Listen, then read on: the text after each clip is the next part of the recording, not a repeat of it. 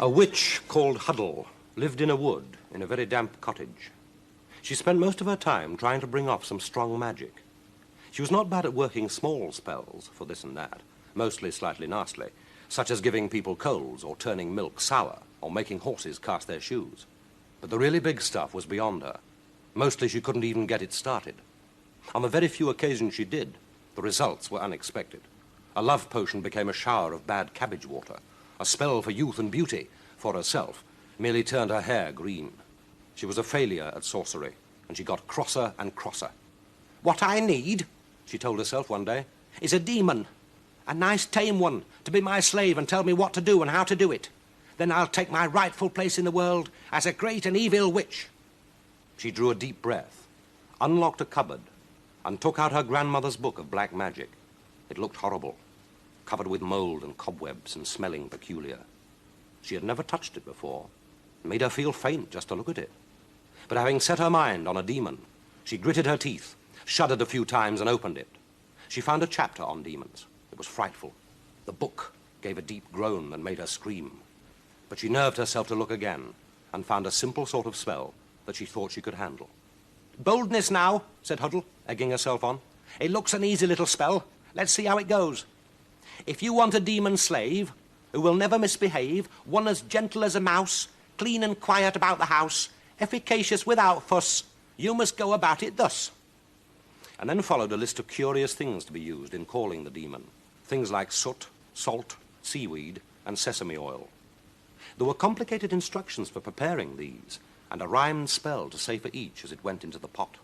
"Lovely, easy, child's play, ha ha ha," said Huddle. "This time it's going to work without any surprises." But she should have read the rhymes more carefully. When she'd collected all the components and set them to hand on the table, she put her biggest pot on the fire. Carefully consulting the book, she poured, added, and mixed in the ingredients, saying for each its little rhyme as it went in. This took quite a time. At last, the room began to fill with evil-smelling steam. Thick, oily little bubbles were forming and popping in the cauldron. Huddle was too excited to notice how sinister it all looked. She had a big wooden spoon, and after giving her cooking a good stir, she licked a splash from her finger. Although it was steaming and frothing, the stuff seemed as cold as ice, and the taste... "Eh!" cried the witch, and fainted. When she recovered, she sat up and looked about her for her good, quiet demon slave. She couldn't see across the room for steam, but from somewhere came a soft laugh. Huddle nearly fainted again. "Oh, my word," she gasped. "I've done it! I've got one!" The laugh came again. It sounded spiteful. Some wisps of steam eddied aside, and there, in the center of the table, sat a yellow cat. "Oh," said Huddle. "Are you, oh, law!" Cold shivers were running up and down her spine. The yellow cat was huge, and its eyes shone like green stones, and it laughed. "Don't laugh at me," said Huddle, feebly. "Why not?" said the cat. "Oh, you can talk?" "Naturally," said the cat. "My name is Victor, and when I see something comical, I laugh." "Do you indeed?" said the witch, trying to seem bold. "Well, if you're going to be my slave, I won't allow—" "Just a moment," interrupted Victor. "Do I look like a slave?" "You look like a cat." "And are cats easily enslaved?" "I suppose not." "But you're a demon," said Huddle, "not a real cat. I've just done a very strong spell to summon a demon, and you're it." "I'm it, but you've got everything back to front as usual. I'm not your slave, dear," said Victor. "You are mine. Read the first line of the first part of that spell again. Especially note the position of the first comma." Hurrying to the book on the table, Huddle looked.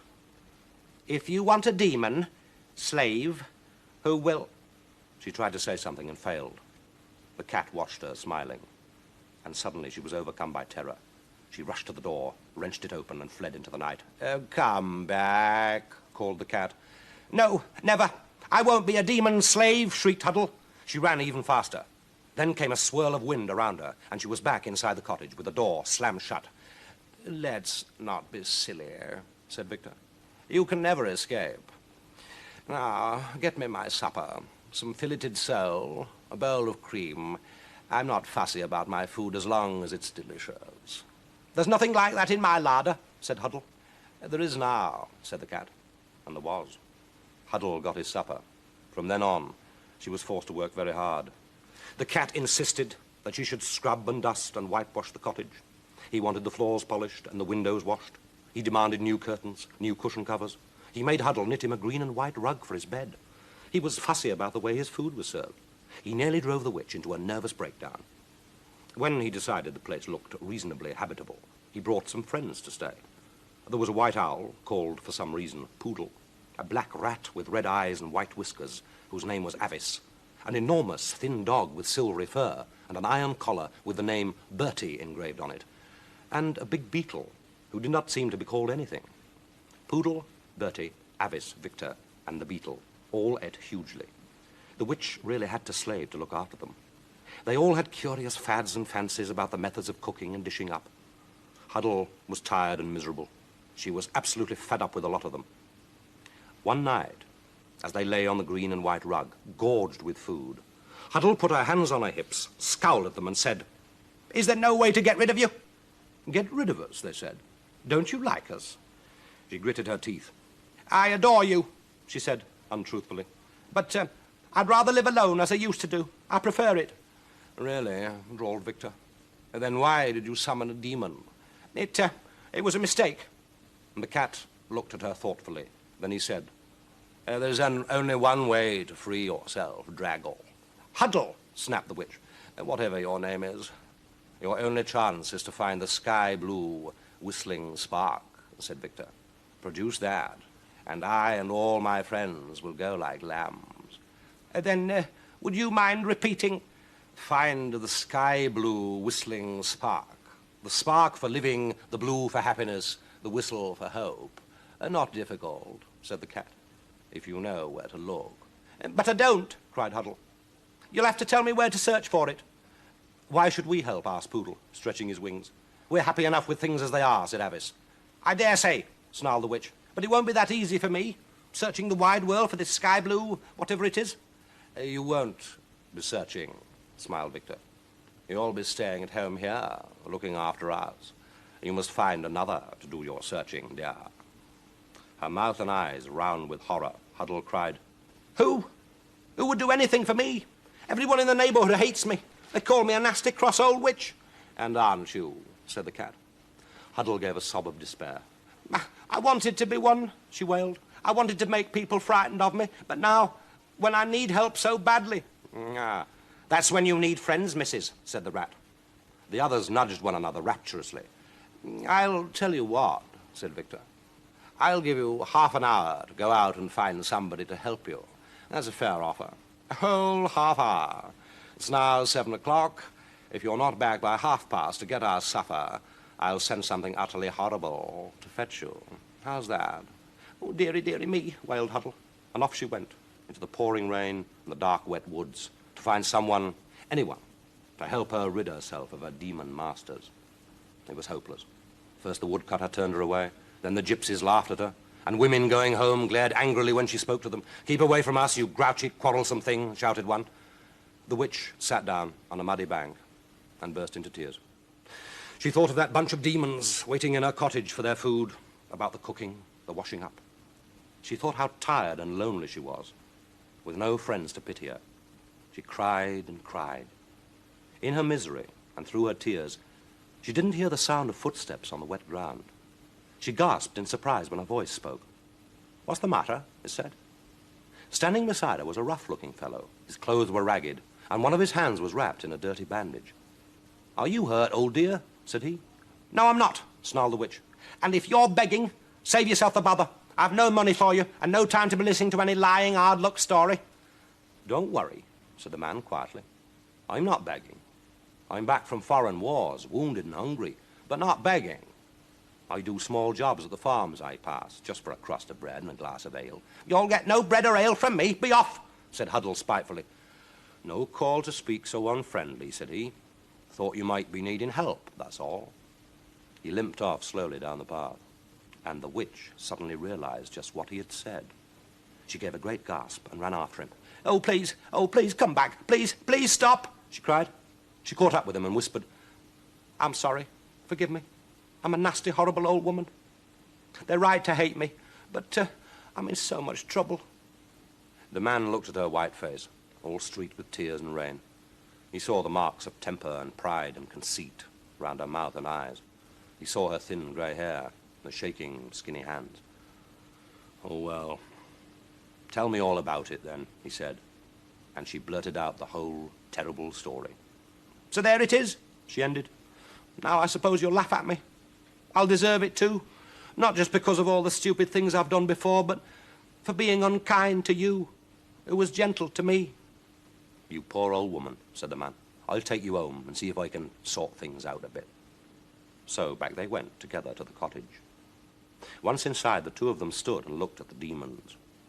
The great cat narrowed his eyes at the man. "Aren't you afraid?" said Victor softly. "Yes," said the man. "Of course I am. Demons are terrible things to face, but, well, whatever the danger, I'm going to try and get you out of this house." "And how?" purred the yellow cat. There was a pause. "According to Mistress Huddle," said the man slowly, "it seems there's only one way." "And can you find the way?" asked the cat. "Do you know where to look for a sky-blue whistling spark? Do you, Thomas?" The man looked surprised at the use of his name. Then he remembered that he was dealing with demons. He thought deeply for a few minutes, while the others watched him. Then he said, "I'm not clever or handsome or wise, but whatever I can do, that I will do to find this spark and free the old woman from your power." Victor laughed softly. "There's only one way for you, Thomas," said he. "You must become my slave. Then I'll release Huddle." There followed a long silence in the cottage. The fire burned brightly on the hearth, though not as brightly as the eyes of the demons. And at last Thomas nodded his head. "Very well," said he. At this, Huddle stamped her foot and said she wouldn't allow it. She touched Thomas's hand gently and smiled at him. "Thank you, my dear," she said, "but you shan't do it. No. They'd run you off your poor feet waiting on them. I'd rather slave the rest of my life than have a decent, kind fellow like you saddled with these layabouts." She marched to the larder door, her head high and angry. "I'll get some food for you, Thomas, lad," said she, "and I'll give you my blessings for what they're worth, and my true thanks, and you can be on your way and think no more of me and my silly problems." She opened the larder door. She opened the lid of the bread crock, and a great blue spark shot across the room, as blue as a summer sky. Twice round the room it went, whistling. And then it turned into a shower of rainbow spangles down the wall.